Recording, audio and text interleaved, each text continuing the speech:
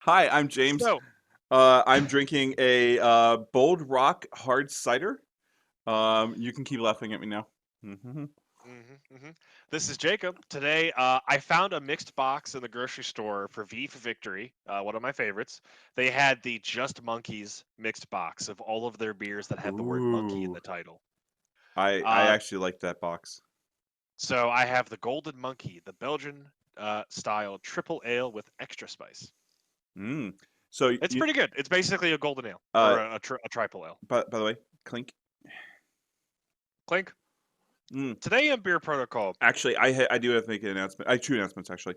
Okay. One, I have a 4 pack of Warlock for you. I And don't know why this is podcast business. because it's important because you'll be drinking Warlock soon. And secondly, we are a little over $1,200 towards Extra Life. So yeah, we're doing good, and they're gonna be very very happy with us again. So That's great news. um, today we are going to talk about something very very important. And as you notice, the layout is a little different because we don't actually have a card. Because we're going to actually talk about how you make a list for a tournament. And So if I oh, go ahead. oh, I was to say, and Jake and I have different ways of doing this, and it's going to be very interesting. Mine is backed by analysis. So to introduce this topic, I want to share a story. So last night we were going through some of the liquor and wine that we have in the house and trying to figure out, okay, what's almost empty? What should we try to get rid of? And there was a box of boxed wine that I thought was almost empty. And so responding to my housemate's challenge to chug it, Oh, how I old? did. How old was this? It predates the pandemic. Oh, dude, that's not good wine. So two swallows in, I realized there's a lot more in this box than I had realized. And that is probably how many of you feel looking at all the models and information. There's a lot of information. And it's too much, much like a box of wine that you are desperately trying. Thankfully, I can breathe pretty well, so there was no real danger. But Ooh, uh, was the it is a box wine? lot. Was the box wine called Iron Man and sucked? No, no, but I do have things to say about Iron Man, of course. So we are going to try to digest this information one swallow of a step at a time. That's my drinking story to make this relatable. Yeah, that was a good segue. We didn't really need it because we weren't really on a topic, to be fair. So, So how do you make a list when you're going to a tournament? I have a simple 11-step process. First It's step, like you're an alcoholic. My love is a process. this is a show about drinking and anger. Uh, my first step you should try to do when considering what list to take to a tournament or what list to play with your friends, I think this list works equally well for both. What characters or affiliation actually speak to you? Like, what do you want to play? Like, is there a specific team? I, Like, I do you don't think I don't want to play Avengers. Do you not want to play Avengers because you're like, everyone's playing Avengers? Yeah. Do you want to play as Guardians? I honestly feel like this is the first step is what appeals to you thematically, what appeals to you maybe from a mechanics perspective of you want to do web warriors because they've got web slings and yanking and pulling and all kinds of manipulation of the terrain and their positioning. Hey, Maybe you want to do your affiliation choice might be that you heard some crappy podcast and they said, no, like Web Warriors is like the top tier right now, and you're like, I want to be top tier, and you chose Web Warriors. if you don't actually like the Spider-Man characters, it's going to be all uphill from here Yeah, to try to get into this. So I think it's really important that you do find something you actually want to play, or something that is at least the characters are cool, because you're going to need enthusiasm to get through the other 10 steps of this checklist. Um, Step two. Actually, we should go back to step one. James, what have you chosen for your list that you built for this episode? What Black what what Black Order. affiliations? Oh, you Killmonger. I wanted to do I wanted to do Spider Foes, and I was actually trying to make a list work with Spider Foes, and it didn't quite pan out because I couldn't hit the numbers. Yeah, there's just not And enough of them yeah, out yet. until Kingpin and Carnage or anyone else comes out, it's just basically Venom, Goblin, and uh, Venom, Goblin, and uh, Doc Ock. Doc Ock. Yeah, that's not enough for a whole list. It's It's enough to not. have a fun theme. You can start splashing Green Goblin into stuff, but that's not why we're here. We're not splashing. We're list building. Strangely enough. Get my hands in the fray. Um, Step two, I bring this up now so you can kind of consider it as you're going, is consider point levels or consider threat levels for the various scenarios. So, strangely enough, we agreed on step 1, and after step 1, we deviated extremely.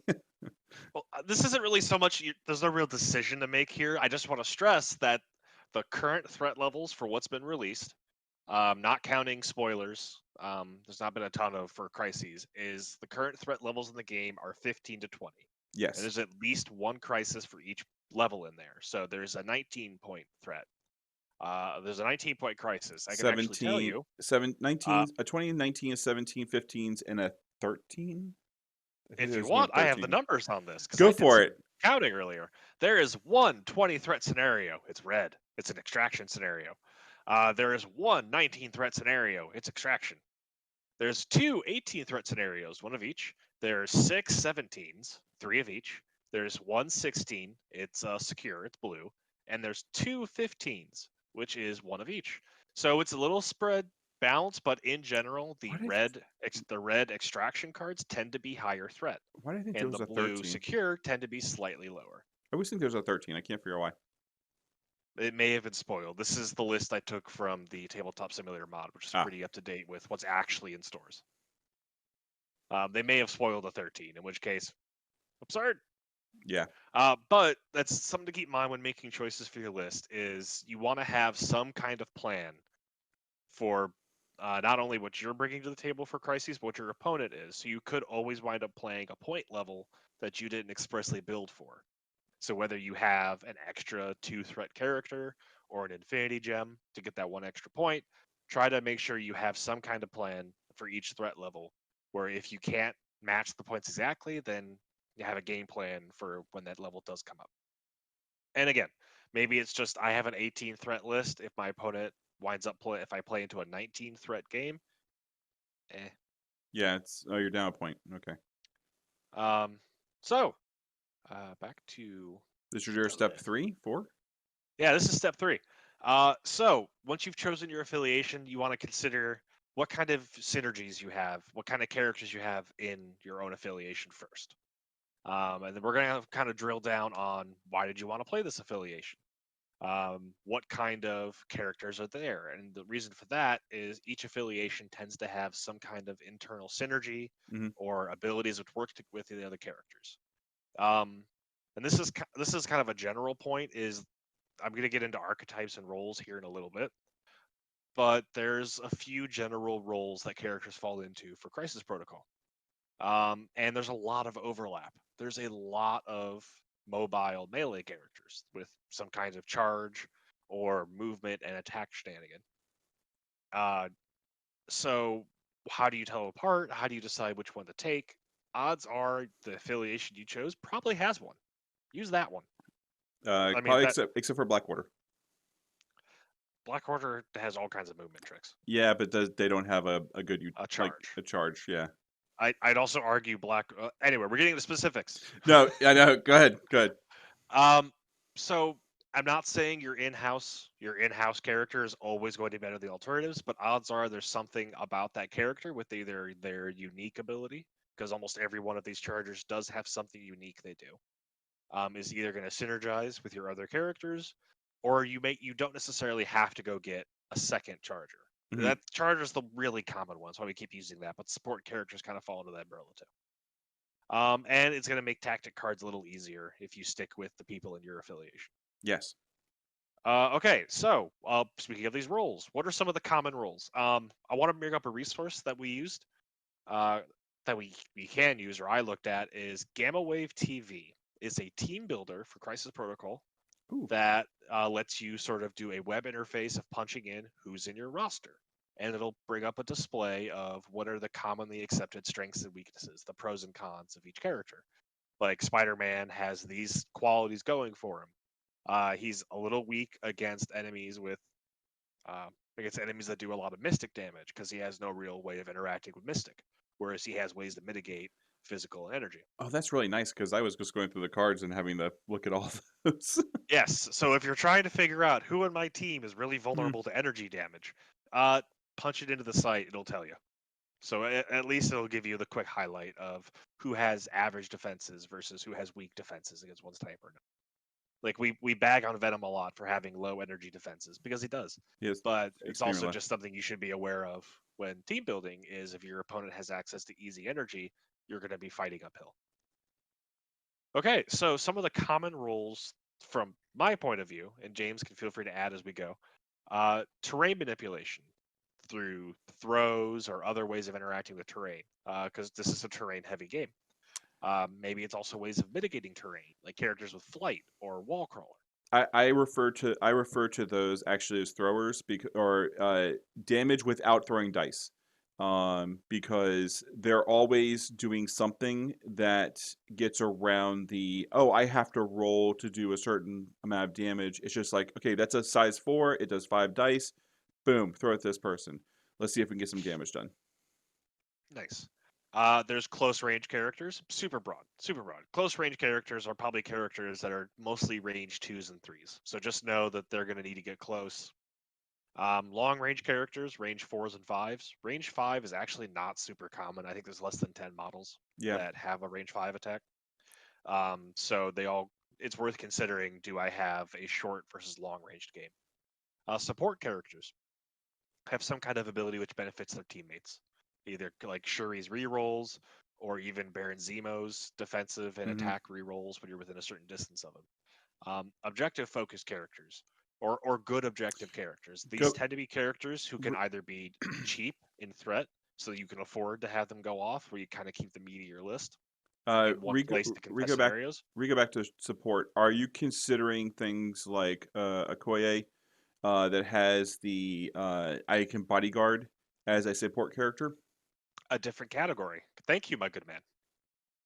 Welcome. My camera is slightly above my eye line, so I have to keep remembering to look up. That's okay. My screen's here and your camera's here. I can't even see you, so I'm just talking to the Oh yeah. void. So this is my subtle call out of James for making me be on camera without anyone to talk to. I'm also on camera. Sorry. Be sad. I'll cut it out. Oh. Uh, Other things that kind of mark what could be a good objective, or might be within the objective category: characters with long movement. That's again super broad, and you're not necessarily going to have every character with long movements. Could be the one you want to run objectives, but they're Yep. good at it. Characters who have easy access to pushes or other forms of easy mobility beyond just moving.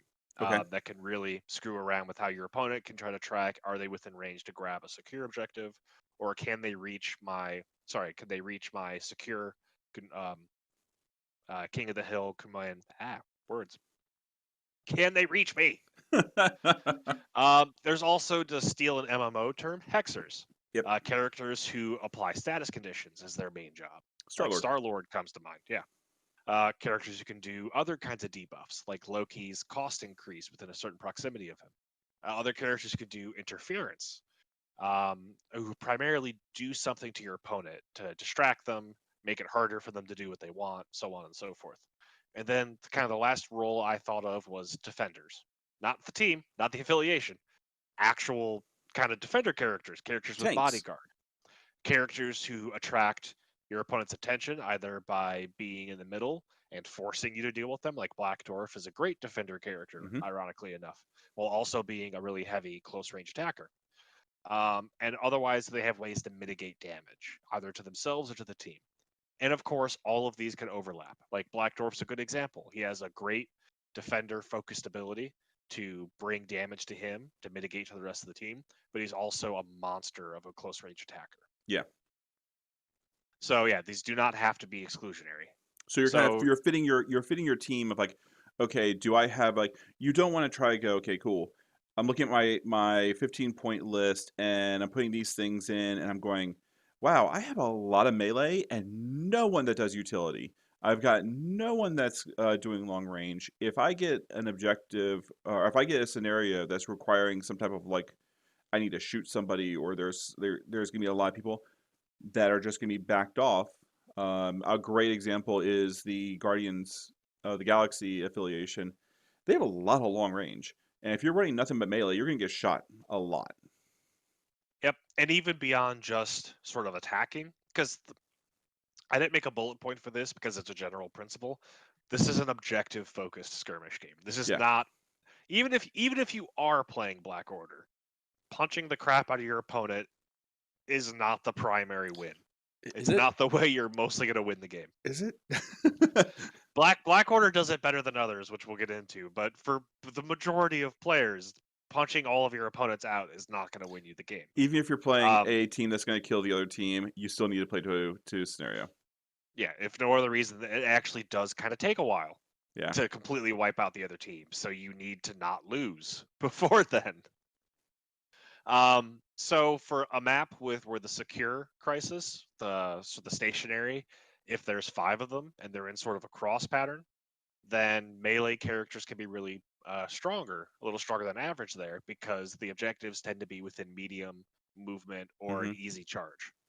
If there's the 4 corners of the board and your melee gets stuck in the middle, they're going to have a really hard time covering all your bases. Your opponent might be able to move to a flank or outpace you Yeah. and score points on the corners. So in that case, long movers or ranged characters, or especially ranged characters with access to pushes, are going to be really effective at sort of playing the kind of spread apart game. Wakanda herbs, where somebody's going to grab something and try to run it back to their basket. Things like Spider Gwen or Venom, where they're like, or especially Spider Gwen, where she's got the I pull you towards me, but she's also got a long range of, she's also got a long movement. So, like, she's like really good utility of like, oh, he's getting close, yank him back. That's another one I put in my list because of that reason. So, James, so you said you wanted to play Black Order. So let's Yep. kind of look at Black Order from that perspective, just the Black Order characters for right now. So we've got the big man Thanos. Which of these roles do you think he kind of fills? Everything? Could that be a thing? Um, so I'm let me pull disappointed in up you, James. This my is a list. failure of critical analysis. Uh, I think Thanos is my tank slash he's my tank slash utility. Um, So how is my good man? How does sorry, Thanos tank for you? Thanos is a horrible example. Because at the beginning he is my utility, and then when he flips, he just becomes an attacker. um, I'm still not quite sure I agree with that because Thanos' abilities work for the whole team and not just for him. I'd say Thanos is probably a support first and foremost. He's a support followed by I think a closer ranged character because his max range on his attacks are 3. I don't have his card in front of me. I do. Um, 2 and 3, yeah. so I think Thanos falls under close range support. When he does want to do offense, he needs to be sort of near the opponent, and his support abilities do tend to be range 3 or 4 at most. I think 3 on average. Yeah. So I think we talked about in our Thanos review. Thanos is like your second line, not your front line. You do not want Thanos on the front to get targeted by everything, Well, but you want him like right behind those people I to want use him his support I abilities. want him on the front, teleporting people around and kind of getting people into place and doing a bunch of other stuff. And on his back, I want him actually out there killing stuff. So Basically, that's one example of how that kind of plays out. this is my countdown. When he flips over on how close am I getting to victory? Because if he dies, I get 1 victory point for KOing somebody. Yes, So which is another reason even with Black Order you can't rely on right, KOing people. right, Because there's a really good chance that you actually lose that ability before anyone is within range of being KO'd. exactly. So what's your next step? Well, just kind of run through the rest of Black Order real quick. Like we talked about Black Dwarf already. He's another close range defender character. He Corvus Glaive he's is also make people afraid. He's kind of like my taunt. Um, yeah, he draws aggro, especially Ebony with his ability to literally do that. Ebony Maw is my long range attacker and a little bit of Ebony support. Maw. Oh, sorry, I was thinking of Corvus. Yeah, Yeah, no, Ebony Maw. Ebony Maw is yeah, long range character. I'd say he's also a hexer with his ability to apply debuffs and move your opponent I out of have position. I have other hexers. And Mhm. then I've got Well, it doesn't make him not a hexer. my two attackers, Corvus and Proxima. Yep. Proxima has a little bit of a long range blood in her, where she has a few good options at range worth considering. Yeah. So just kind of talking about that is, do you have any terrain manipulation? Ebony Maw. Right. So you have one character with one throw, so at least you have access to it. So Do you have also, any? hold on. Who do you have to run objectives or do objective work for you? So it depends. It depends on the point level, because who I'm also running. Let me go ahead and get them out. James, you're moving too far ahead. I'm talking just about Black Order. Well, I can't because I don't consider any of them So, objective runners. James, that is my point. Is Black Order does not have a strong Oh, objective player. you should have said that. Yeah, no, they don't. They Well, don't I'm have an trying objective. to literally grab you by the collar and drag you into my point.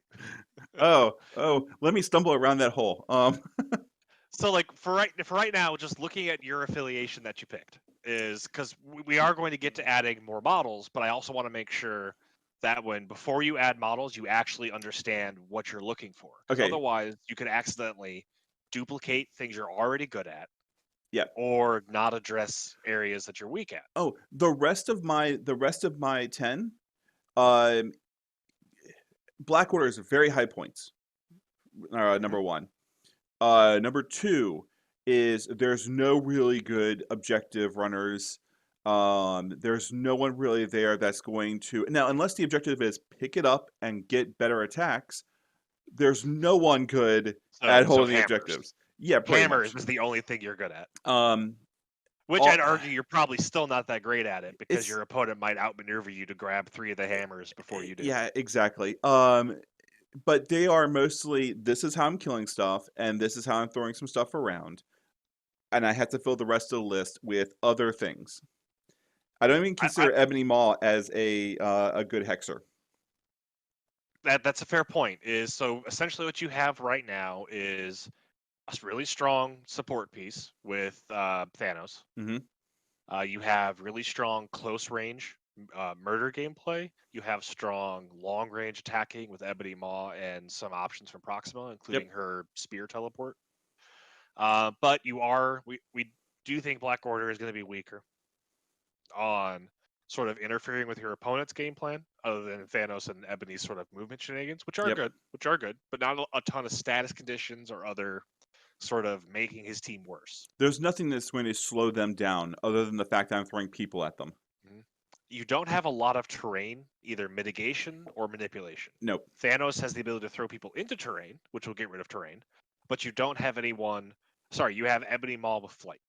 And he's got to throw, and that's pretty much it. I got to pick Yep. up a train and throw it, but So that is that's pretty potentially a much it. weakness since the Black Order, like your assassins, your run and gun 'em, Proxima Midnight and Corvus are both size 2, but they don't have any way to mitigate terrain, so they actually Correct. can be slowed by terrain. Correct. And then, as we pointed out, you don't have a ton of objective interaction or objective play other than being near one as you go to murder people. Right. So keeping that stuff in mind. So after you kind of evaluate what characters you have and what they're going to be good or bad at in general terms, which thank goodness Crisis Protocol is not a super complicated game. Like, can you imagine doing this with a War Machine army, which we Oh did God, on we've multiple done that occasions, several times. Yeah. where you have to you have like 30 or 40 models in a list for a big game, and you have to kind of evaluate, okay, this group's doing this for each of the different Oh gears yeah, turning. but this group has to have this attachment, and that becomes a different type of group. And yeah, no, it was doing this for like a larger game is absolute crap. Right. So it took us about 5 minutes to have a pretty honest discussion on Black Order strengths and weaknesses on Right. that front. Okay. So now that you kind of have an idea what roles, I would take a look at crises and try to figure out, okay, so with this in mind, what crises am I going to be particularly good or bad at? And we were already doing that a little bit, where you talk about hammers. Hmm. This is an offensive-minded team. Hammers is a 5-drop pattern where it's got 5 hammers and sort of that cross. And so the 2 hammers near me, no one's going to contest me on. So the only one turn 1 I really need to rush to is the middle. So let And me. I've got Corvus with a long movement. I think he is long. He's got a. He might be medium. Let me get Corbus back up. He has a medium. Yep. Okay. So you could probably reach it, but there might also be someone who gets there first, depending on activation. But you also can start to look at, okay, what scenarios, if they come up, especially if they're popular. Like, we're not addressing what's popular or not because I don't have that data to tell you what's popular or not. I Uh, know, so I know rhetorically, Gamma Wave is still pretty popular. absolutely, and I will explain how I chose my 3 in each category. Okay, and you can't see that I'm holding up the cards. No, I Um, can't because again, you're not I'm giving not me any yeah, video to work with. because if I can't have it both OBS and you go at the same time. So, how I chose this is how I chose my red cards. I've got Struggle for the Cube continues, Scroll Leadership, and Alien Ship crashes down. I want Alien Ship crashes down, 20 points. The more points I It's have with Black Order, the better. Um, mhm. also, But it are you any is good at that scenario? yes, because I can still pick up a core, and it's C, which I believe is the X. Um, I mean, I can check. I've got a tabletop simulator open on my other screen so I y- could reference things. yeah, you kind of blinked out there for a second too. So basically, you could pick up a core, but I really wanted the 20 points. I did Scrolls Infiltrate 17 points because, strangely enough, if they grab the scroll agent, it slows them down. And I just want if I get it and I'm slowed down, nah, whatever. If they're slowed down, I can get to them a lot quicker, and that's all I really care about. And then the struggle for the cube continues is it's damaging them, and I kind of wanted them to be also like if I take a point of damage with especially with the tanks that I have, uh, it's just like nah, whatever. Especially Thanos. Thanos doesn't take damage from it. Yes, he Um, does. I thought he just doesn't ignores all damage. Thanos ignores damage from enemy effects. That's a Oh. crisis effect. That's not an enemy effect. Oh, well So then. his It doesn't matter. Still taking point damage. Yeah, whatever. yeah, But they're also it's damaging them, and if I can like shave off a couple of damages here and there, yay, that's perfect. Um, Now the important ones, because remember, you're always knowing at least what one of the objectives is going to be. So you want to choose something that's going to benefit you or screw over your opponent. And that's kind of what I do with the Reds. If I chose Reds, I just want to have them screwed over because I'm not playing towards those. just remember though, while you do get to choose one of them, you don't get to choose the exact one because you Yes. discard one and then choose from two. So Um, you want to make sure you've got at least two that you're good at and one that you're okay at. And so you yes. don't have to be good at all of them because that can be kind of hard to build for. But you want to make sure that you're strong in at least two of them so that you can still pick one you're strong at no matter what card you discard. Yeah. And So, then the other one is kind of dealer's choice. Like maybe it'd just be fun for like a casual game. oh, there's no such thing as a casual game. For my blues, I picked Deadly Meteors Mutate Citizens, 17 points. Gamma Wave sweeps across the nation, 15 points. And Riot Spark O Extremist 3.0, 17 points. The reason I picked most of these is either the scenarios are straight across the middle horizontal or straight across the middle vertical. Um, I wanted my opponents, especially playing Black Order with the beat sticks that I have, I wanted my opponents clumped up and having to be in either a line or hovering around an objective, or they had to sit there and basically wait for me to come and just destroy them. Uh, if I'm Or the there, if I'm there and I'm like winning the contesting of the objective, yay, extra points. But I wanted them grouped together, and so I could pick them off. especially teams with lots of long ranged characters, you need them to get closer. Yeah. So that's why I chose those objectives was basically just so I could have them kind of clumped together. All right. So Uh, I actually wasn't even thinking about the actual. Now I did look at the what the objectives were for the scenario, but I was really looking at how the board was set up and how I could use that to my advantage. yep. So some other bullet points to consider when you're building a list and looking at crises. Like I already mentioned, like how many objective markers there are, 5 versus 4 versus 3, is Hmm. that can really influence how spread apart characters are going to be. Like James pointed out, on the scenarios with 3 secure points, that's going to be more clumped. So it's going to be a lot easier for a melee focused team to reach out and touch your opponent. Something else to consider. What does the extract tokens do to the characters holding them? Because every extract scenario has some kind of effect on the character that's holding the token. Either they're taking Like damage, they're being moved. They are. There's a couple that give you extra power. There's a couple that give you healing. Mhm. It's all. Most of them come with an advantage and a disadvantage. Yep. And for the same reason, the secure objectives, some of them are hazardous to people near them. Some of them give a benefit to people near them, like you can spend power to get a heal. Yeah, I think that's why So Gamma it's Wave is such a popular one, is because not only does it group everyone together, but if you're not near one of the objectives, you're just kind of ignoring the scenario, you're taking damage. right. So it is, of all the crises, Gamma Wave is the one that forces people to engage each other. Yep.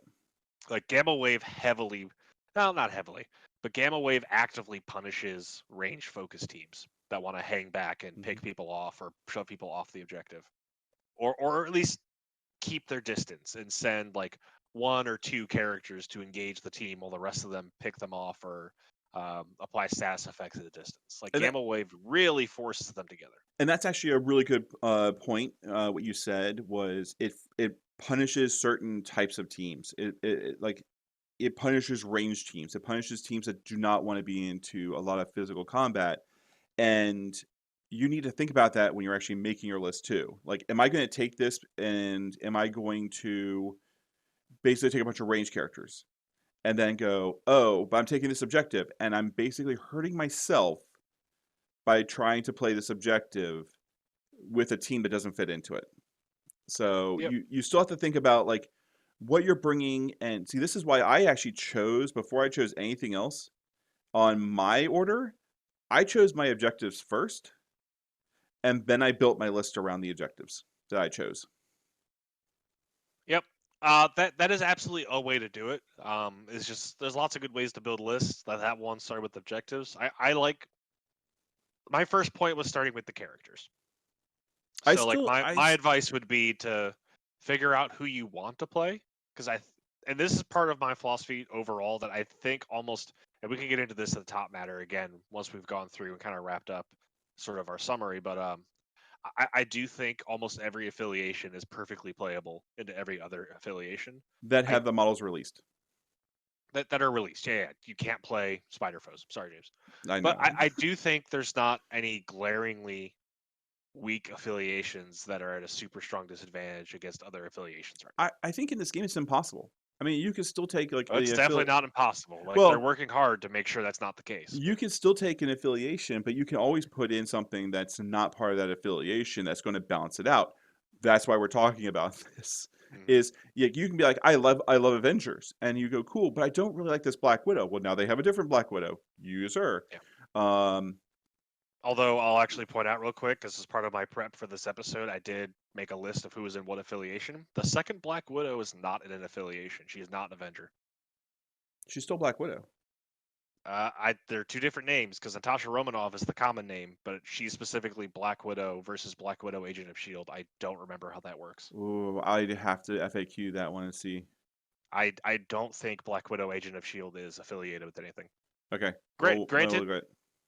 as a quick sort of side note, the characters I found that are unaffiliated so far are Winter Soldier, Hawkeye, Black Widow, Agent of Shield, Ant-Man, and Wasp.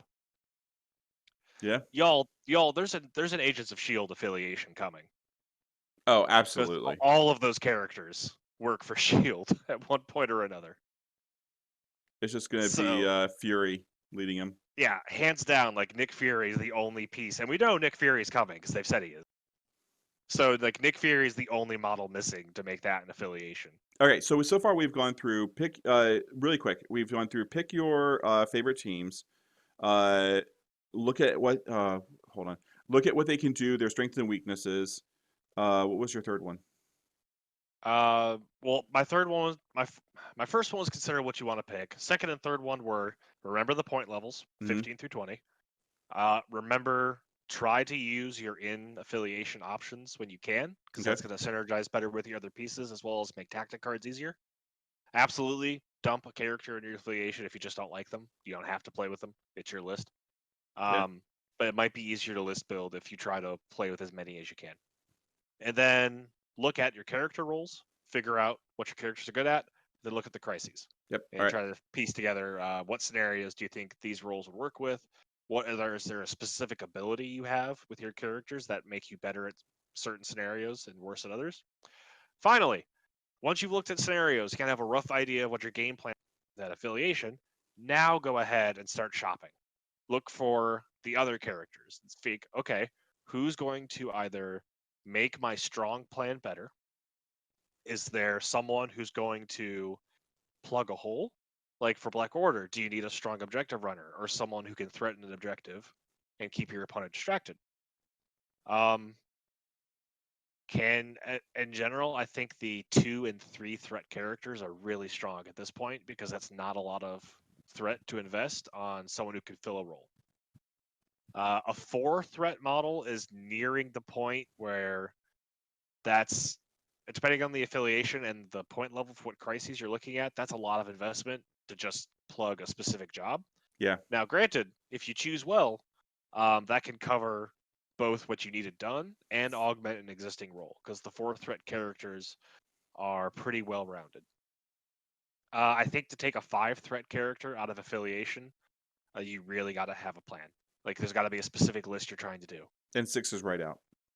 I wouldn't say 6 is right out, but it's definitely a. I mean, 6 is the same as 5. There's a specific thing you're Yeah. trying to do with a There's specific trying to model. you do. Like maybe you take Thanos because he is like bar none both a solid damage dealer and one of the best support models in the game right now. So if you can spare 6 points, then Thanos will do a lot for Yeah. any list. Like It he can would really be force multiply. now. Do you In need that Yeah. though? Do you need that? So when I looked at my list, I looked at the Black Order and I was just like, I've got Beastickery. So what do I need? And so the fillers, the things I use to fill, is I got Green Goblin because first off, he's a medium with flight. He's got a Get bunch some terrain mitigation. some training mitigation. He's got basically booby traps where basically if somebody comes close, he can actually toss a piece of terrain at them. So he's got like a defensive almost ability, and he's So pushed out some status effects. so with that right there, Green Goblin kind of going at our roles. He's definitely with stats fix. He can do some hexing.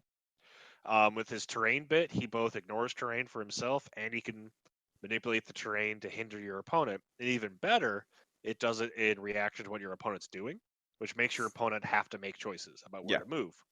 Is now you can influence, if you have, this assumes you have the power. Your opponent is not scared of a green goblin with no power. that is true. But if you have the resources available, now your opponent has to consider which spaces are safe to move into, which is potentially even more of a hexing thing than having status conditions. Like anything that messes with what your opponent wants to do and prevents him from doing his ideal turn, solid role to play. Yep. A Green Goblin does that well. And also he's got the I hate Peter Parker, which is in at least 2 affiliations. So if you're bringing I Spider-Man, mean, I get a little uh, boost. I'm not counting on that though. also Spider-Man's only in one affiliation, buddy. I'm sorry, he's not an Avenger. He's not. He's not. Oh, that's right. He's not Avenger.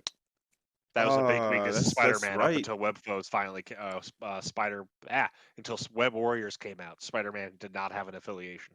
I have my objective runner and my I guess objective hunter. Not really a hunter, but just like I need to pull some people out of areas like a movement manipulation.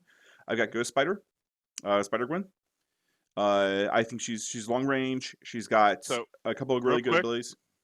I can try to look her up real quick, but I think yes, I have her right here. Actually, go me. Um, so Spider Gwen's web line, she does have the. I did not remember that she had the enemy pull. There you Yep. go. She has both enemy and friendly pull. That's super good. That's what I wanted. And she does have a couple other like tricks here and there, but she's really my go long like if this is a I wasn't planning on playing the scenario character.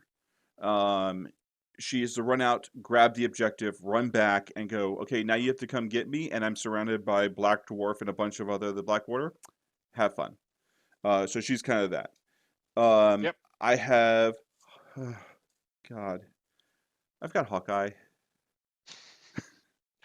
You couldn't actually. Hawkeye is for me is like one of the pinnacle of a long range God, offensive character with his status ailments. He also does solid destroy opponent. Hawkeye's a good 3-point he's a investment and really will good. plug a lot of holes. He's a really good 3 point investment to plug all the holes. Um, I didn't want to, but I did. Now Yep. I Suck it up. picked two more. I have no Infinity Gems at all. I know it's a A bold weird move for a Black bold Order. move for Blackwater, but I didn't pick any. But I did pick up Nebula and Rocket Raccoon, Am I the only one a little concerned that my green screen is making you. replacing part of my forehead? Yeah, it's fine. It's only the part that's being eaten I'm by not aliens. green. I'm not green. Are you? Are you? So Rocket, because I need a long range. He always has cover, and he's a size 1. He's kind of my throwaway, but is going to annoy you to all hell unless you pay attention to him. He's just Really though? Yeah, actually, he's just there for the range 5, and to basically cause an annoyance. Either you have to pay attention to him or you pay attention to the Blackwater. He's a 2 point filler for me. 2-point filler is the best argument for Rocket. Because Now if you're looking for the ranged dealing damage or annoyance, I think Hawkeye actually does it better. he And does I'll get into that in a little bit. he does, but Rocket's too. So it comes into the I need a long range person, but I don't have 3 points. So I went for Rocket. Now Wakanda herbs, anything that has anything to do with like the four corner objectives, the I have to pick up something and take it away, like the spider infected, anything like that that I'm not going to play well into. I've got Nebula. And Nebula is going to hunt them down and make sure that they're not controlling anything. Uh, And Additional thing to consider is Miles Morales actually has an attack that can force them to drop objective tokens. he's a 3. He is a 3, but he is worth considering for the counter objective play, specifically because he can, on command, more or less, force them to drop tokens. Um, Which currently there's only a tactic card to do that. Yes. But with the Black Order, I'm hoping they just kill them straight out. So Nebula plays better into that Nebula play. plays into the Black Order. This is more general awareness for the listener I when they're list building that I hey, Miles can make them drop objective tokens. What you need is someone to play the objective. yeah, I actually needed somebody to do that, and I had Miles and I had Nebula kind of sitting next to each other. And I was just like, oh, Miles does do this really well because he can just do it consistently, and I don't have to kill anyone.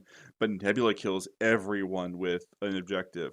So it really came down to Black Order so point heavy that I have Spider Gwen to pull them back in at 3 points if I need to just beat them down to drop the objective. Or I have it like, oh, it's a 2 point spot and I need an objective hunter. Nebula is the way to go. I And mean, that for and, Black Order, Nebula does make a lot more sense than a more traditional objective runner, where you're yeah. actually just punishing people for going after objectives. Yeah, it's like, hey, I picked up the objective. Yeah, you're gonna die now. Thanks. Thank you for your help. So that's my 10. All right. So I would say at this point, when you're picking other characters, you want to take a look at who you have so far, whether they can take Infinity Gems, and also decide on Infinity Gems.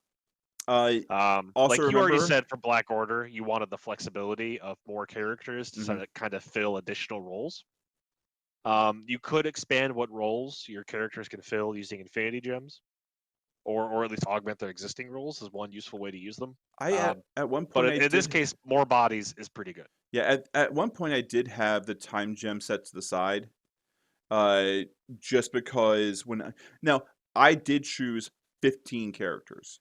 Uh, and then I whittled them down from that point because I didn't want to try to aim for 10. I wanted to be like, here's my wish list, and then started working on synergies.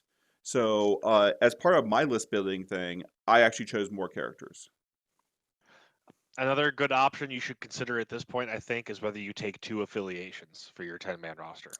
I could possibly, if I did some manipulation, I could, no pun intended, I could swing into a spider Web friends, Warriors. web warriors.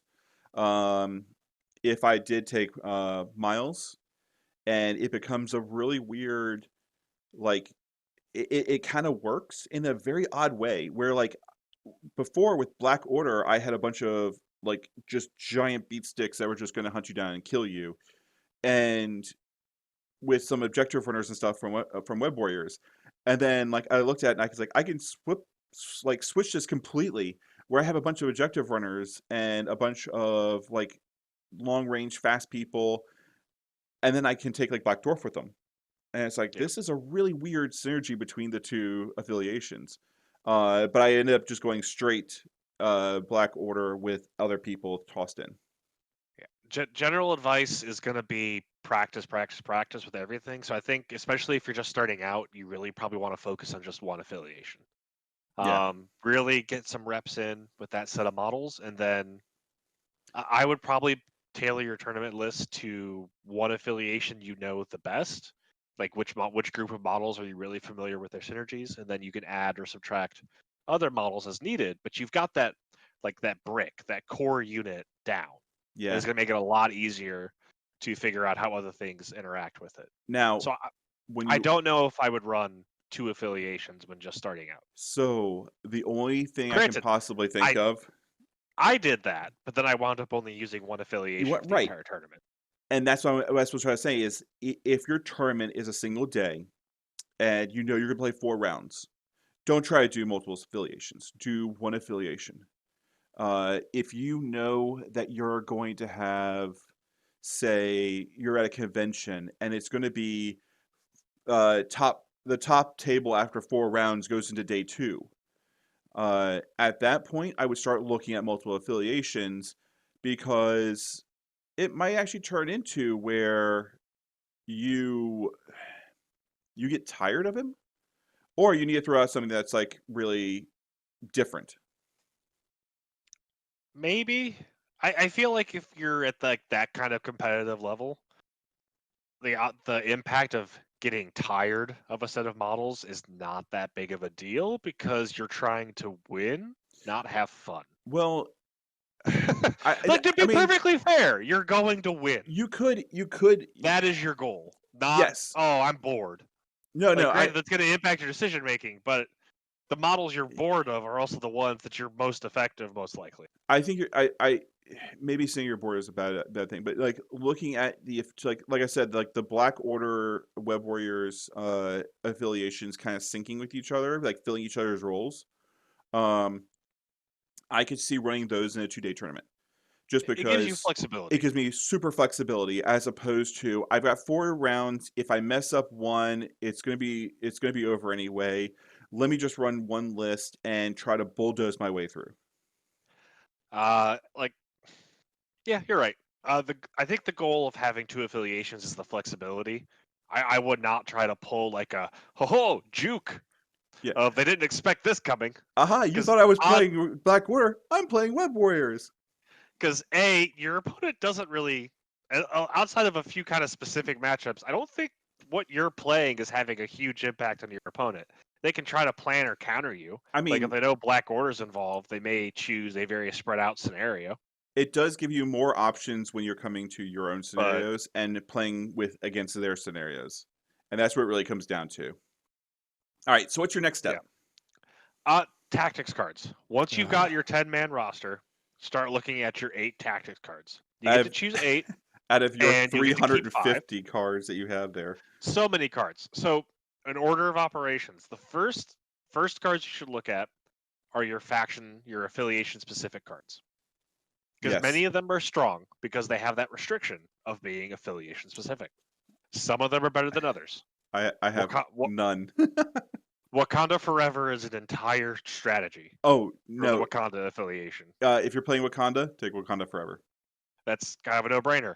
For if you're playing Avengers, I think you take Avengers Assemble Yep. because the power of a short move for most of your characters for one power, really good. It doesn't seem like a lot, but it's so good. Gives you so much flexibility. Uh, there's Um, a couple others that are like this is like it's a very very strong card. Don't choose it just because it's part of your affiliation. I didn't for my yeah. Blackwater. Like Mothership, I think is potentially really strong for Blackwater. I'd be curious to hear your rationale for not taking it. Uh, I I think so. My rationale for not taking it was I Uh have a huh. lot of other things in my list that are filling gaps that I think it would have hindered me more to basically do the trick where I'm like, unless I was playing a 20 point and I was running all the Black Order, that would have been great. But I have too many that are 15, 17s where I'm missing a character or I'm having to downplay. And at that Which point, brings up yeah, okay. Mothership worked in I think the way I looked at it is like 1 in 6 scenarios, Mothership would have been played. Which brings up a really good point, and why I kind of said earlier is you want to try to use your in-affiliation resources when you can, is it makes these powerful faction tactics cards a lot easier. Yeah. Like as good as Wakanda Forever or Avengers Assemble, or I'd actually say the Guardians card is also really good. Just blanket immunity to stats conditions for a round. Yeah, that is really nice. Especially as more and more models with stats conditions are coming out, is I think that card's just getting stronger. Yeah. But if you have a bunch of models in your list, if like half of your particular list for a game isn't affected by it, then that's not a great card for you.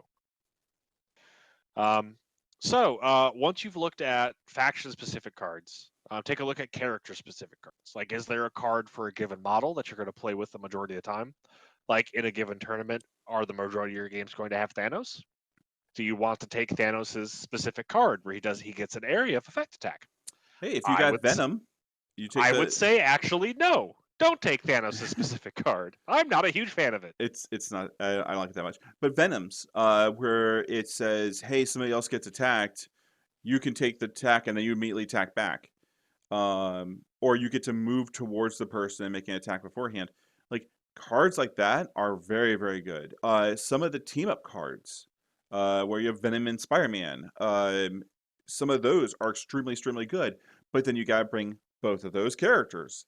So is it worth having out of your 8? You have Which is to my have hand 2 wave. characters. Granted, if you're playing Web Warriors, odds are you probably do have both of those characters. Yeah, but if you're playing where you have Spider-Man and you have Venom in your Black Order list, why would you take that? Because at most you're going to play maybe a game that have both of them, but you're not going to have any other game that's going to have both of those characters in there at the same time. Actually, I should check. Can Miles Morales use that card with Venom? Because his name is also Spider-Man. I believe so. That's actually super good for Web Warriors specifically. Yeah, but that stuff like that, it's great. But the character specific cards, sometimes it's not that good. And it's also Or if that it's very character, situational. unless you're playing Guardians of the Galaxy, because they're weird. If you have a character card and that character gets KO'd before you use it, you now have a waste of a card. Which is actually far less of a problem for Guardians of the Galaxy. Yeah, Guardians of the Galaxy is just like, cool, I got a card I can spend to just do other stuff. Yeah. Ironically enough, Guardians of the Galaxy is the one where your mistakes matter the least because they can turn your mistakes into some kind of benefit. Yeah, that's that's so correct, actually. That's honestly, I think, the true power of their affiliation ability is making your mistakes hurt less, more than giving you a strong buff. Do you screw up a lot? You should play Guardians of the Galaxy. Uh, so after you've looked at character-specific cards, there are some cards which do consistently get mentioned when list building. So I just want to touch on them real quick. Not going to spend forever on these actually, since we're already running kind of. Oh, actually, I did take 2. I took Corvus Glaives and Ebony Maw's character ones. Well, Ebony Maws is basically counterspell in a game Yeah, that's it's absurd. that's just like, oh, he's gonna do something horrible. Yeah, don't do that, You please. take his. The some of the flexible standbys that show up a lot that I think you should consider because there's too many cards. If there's any part of the game where there's too much information, to try to make good decisions, it's tactics cards. Yep. Especially since to get some of these, you have to buy specific expansions. I'm not a huge fan of that practice, We but could have an it's entire what episode of nothing but these stupid cards. There's so many of them. for healing. If you want to have an option to heal, real quick, what your good options are: field dressing. You spend 4 power to remove dazed on an ally. It's the only way to get rid of dazed In my list. currently. Field dressing is very good. Because Med pack. it flips Thanos. Well, it keeps Thanos from flipping. It's really Yeah. important. Is you have to do it the round they gain dazed. Otherwise, once the round starts and they're flipped to their wounded side, there's no way to put them back. Yeah. But that is in there, especially just to basically be like, oh, Thanos got flipped. Time to flip him back. Yep. Med pack. Also on Spend my 2 list. power, heal 3 on yourself or a friendly. Very flexible, very effective. Now there's also patch up. Now I Also looked on at my list. patch up and went, it does heal up to 5, which is really nice if you're running something like the Hulk. But my problem with it was I'm not going to have anybody who's going to have 5 energy on them when this happens. They're going to be, Yeah. I am energy starved. So, do I Patch want up to? also cannot target yourself. It has to target a friend. Exactly. That's why I picked Med Pack. It's like I'm only healing 3, but I'm healing 3 for 2. Yeah, Medpack is more efficient than Patch Up. Patch Up was in the original core set, and Medpack was one of the expansions, which might have something to do with it. Mm-hmm. I think Patch Up still has a role for very specific lists. This is why I mention it, namely Hulk. Hulk Hulk is pretty much the only one who would actually benefit from that amount of healing. that we know of so far. True. Cards that focus on mobility or improving your mobility. Already mentioned Avengers Assemble. It might be the Mm-hmm. best card in the game for mobility, but it is limited to Avengers. Rocket Boots. I actually forgot that Rocket Boots don't cost anything. No, but Uh, I don't like the fact that they actually could stun you. right. So Rocket Boots are 0 power to give a model flight for a turn. Potentially super great. At the end of the turn, you have to roll a die. If you roll, I think, an exclamation point, you are Mm-hmm. stunned, so you get less power. If you roll a skull, you're staggered and stunned. And Yep. if you roll anything else, you get a short move Yep. that you control. Yeah. I don't like it for that Honestly, reason. the potential for the extra short move is also kind of bonkers. Because as I established in a practice game with Josh, a short move actually is longer for pretty much every model than the range 2 attack measure. Yep. So that's enough to put you outside of several melee characters' effective range.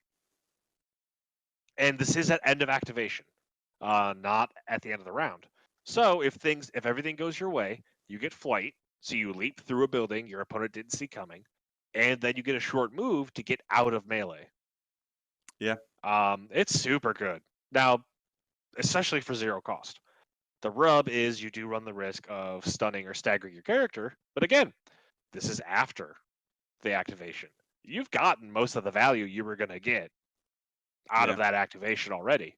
So let's not get too dark because, like I said, the objective Yeah. cards.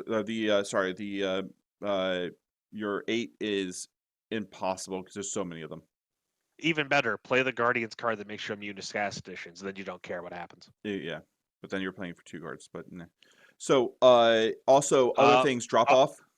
Drop off was exactly the next card I was going to mention for mobility. Drop off has the restriction where the character with flight can pick up another character and move them, and the character that gets dropped off gets a free 0 cost attack, which for many Mhm. characters is great. There's Restrictions. a bunch of shenanigans with that one too. Restrictions is that the character getting dropped off has to be equal to or smaller than the character doing the dropping. Oh, no airdropping Hulk. No airdropping Hulk. Ooh, It does could mean you I think if airdrop someone, Hulk with rocket boots? I mean, Rocket Boots could airdrop anyone. Sorry, So Hulk with Rocket Boots could airdrop anyone. oh, you can literally pick up MODOK and drop MODOK. Terrifying. That's terrifying. I think I saw someone pointed out there is a new-ish character that is size 3 that with flight, which actually made a lot of people excited because that gave a lot of options for drop off specifically. Is now a size 3 character can drop off pretty much anyone except the Hulk. Like Yeah. even Thanos could get dropped off by a size 3 character with built-in flight, which is Oh, great. that's awesome. That does live in a lot of things. For pure damage buffs, some of the most ubiquitous cards I see mentioned for just doing straight damage, Battle Lust. You pay power equal to your size, and then after moving, you add that number of dice to your next attack. Super straightforward. It benefits the average size 2 character less, but 2 power for 2 extra dice is pretty in line with a lot of superpowers. Yeah. So that matches up with the dice math and the system. Still a good buff. For what I chose for my list was All You've Got and Marked for Death. All Um, right. both of those are very, very good. Except the All You've Got is when I'm about to get flipped anyway. Like I have a status affection that's it's gonna flip me, so it doesn't matter what I have. And Yep. then Mark for Death just makes it so um, for the stealth characters, it removes basically says they can't get stealth. I mean, I feel like that's a really specific counter because there's so many melee characters in this game that want to get to melee and they don't care about stealth. Yeah. It also it does a And bunch of other also, stuff to don't you them. have to be within a certain range to apply Marks for Death? Range 5. Oh, within range 5. Yeah, but then I was there's gonna say the because speed becomes slow, and also they can't modify or reroll any of the defense dice. That's really kind of why I got it was if I needed to flip somebody or KO somebody, this card basically uh, this card makes it where there's nothing that they can do. They're gonna have to take it to the face. which I, I I have mixed feelings on Marked for Death because I feel like a lot of the characters it specifically counters, and it is a specific counter. Yeah, Like it's very much meant to shut down certain characters. I feel like not the Venn diagram of characters super hurt by Marked for Death doesn't overlap all that much with characters you need to kill as a priority. but it's Because a lot of there. those characters are Black Widow, the Spider People, Well, you choose. probably Remember, Deadpool. you choose your 5 after you choose your characters. Right, but So you only get 8. So I yeah, feel like Marked for Death is a super strong counter, like you said, against the stealth characters. But there's also, I feel like any given melee character adequately counters the stealth characters. it's basically there if I need an answer. Yeah. Um, The bit about anyway, yes, we're talking tactics cards again. yes, Sorry, sorry. it's fair. The other one I was going to mention was Doomed Prophecy. Doomed Mm, Prophecy says you spend 3 power to negate your physical defense for a round, and you add all of those dice to your attack rolls until your next activation. Um, Especially if someone's about to go out, it's potentially super strong because the minimum, like the average physical defense is 3, and some characters have 4.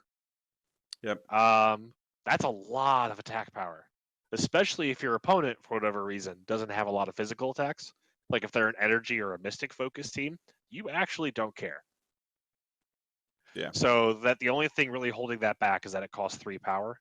But that's potentially a really big damage buff, especially since it lasts until the end of your next activation. So if you get any attacks outside of your activation, like Drop Off or Wakanda Forever, that's actually another boosted attack.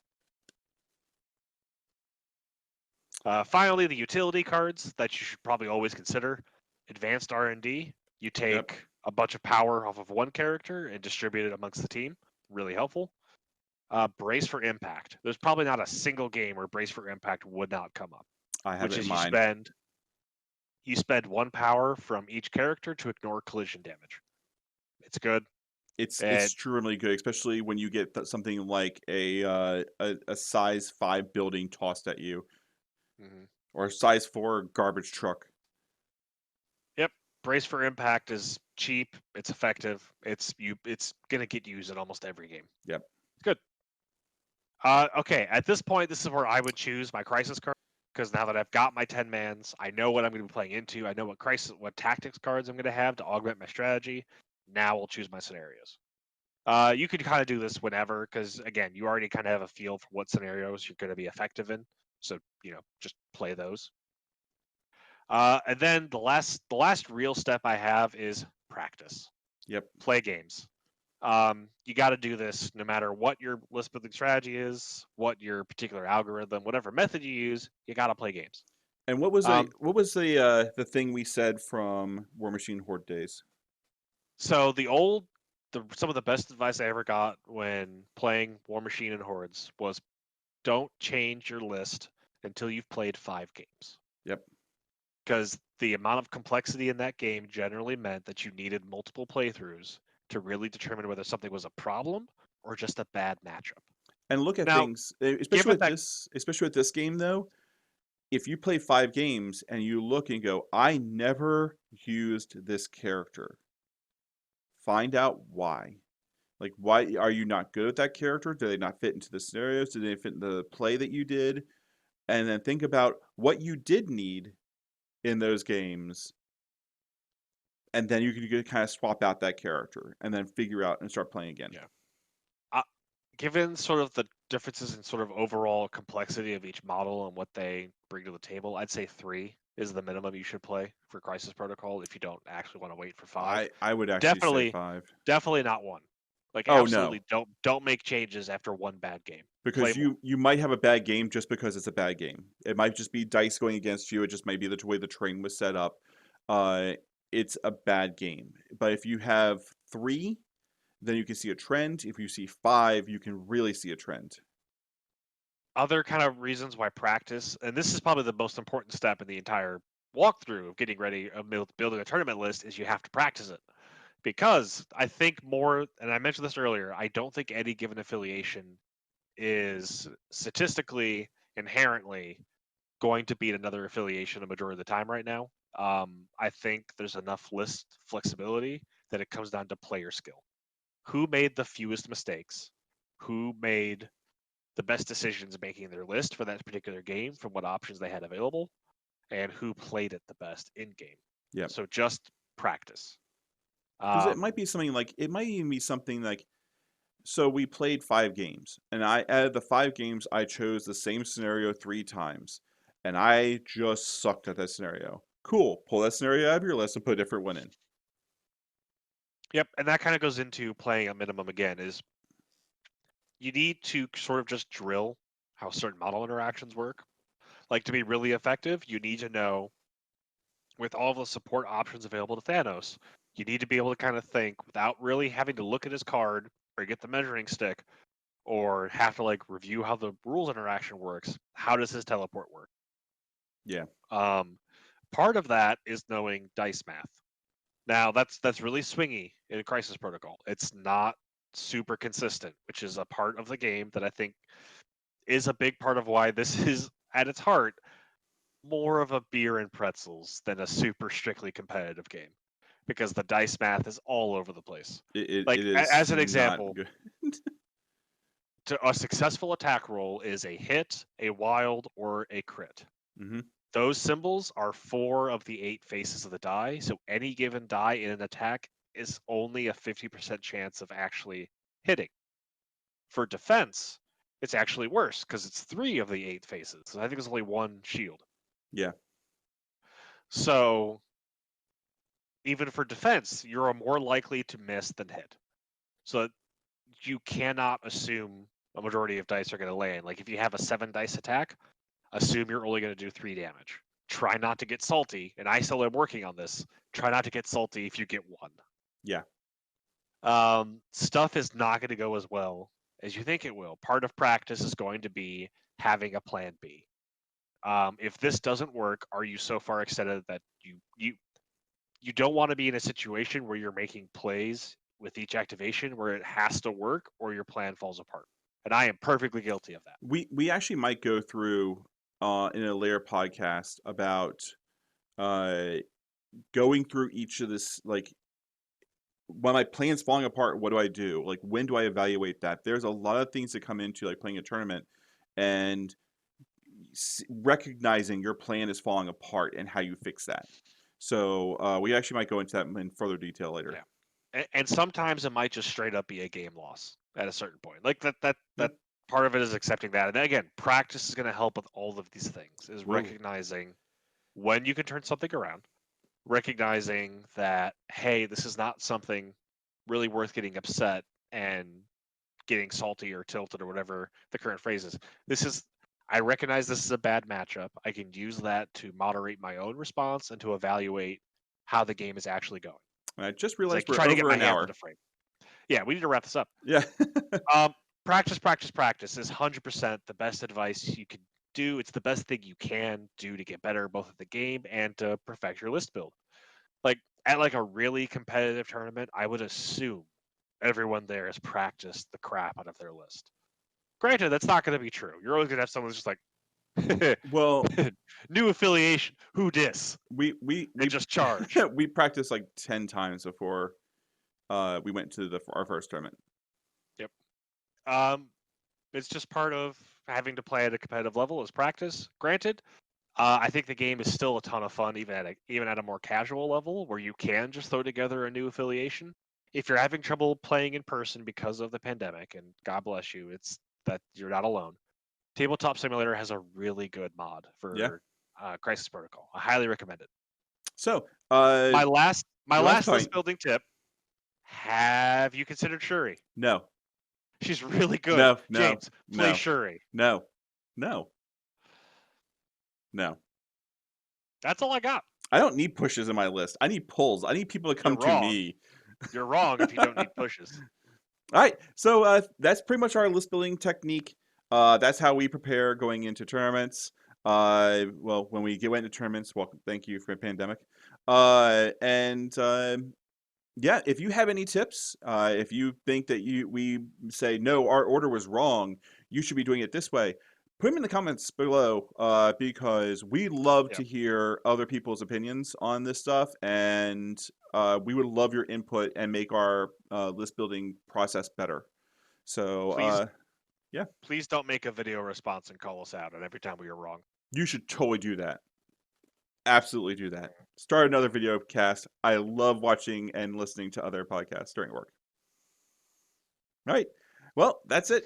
I know you can't. So, thanks for watching, and game off. Game off, everyone.